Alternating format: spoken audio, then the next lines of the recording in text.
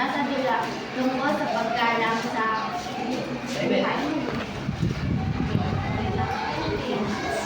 Isang umaga sa paaralan, nagmamadali si Nexie papunta sa kanyang silid-aralan. Hindi niya napansin na may nakamaga na pala siyang tao. Sorry, hindi ko sinasadya. Okay lang. Bye-bye. Pinili ni Reljoy ang pagpapatawad kaysa magalit. Isa rin itong uri ng pagkalat.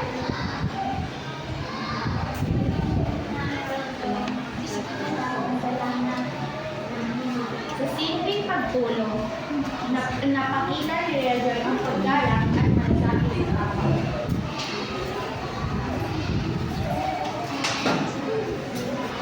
Ano may basura? Pulutin natin.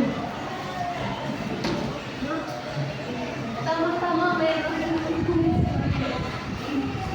Mahalaga ang pag-aalaga sa kalikasan, pagmamahal nito sa kapaligiran.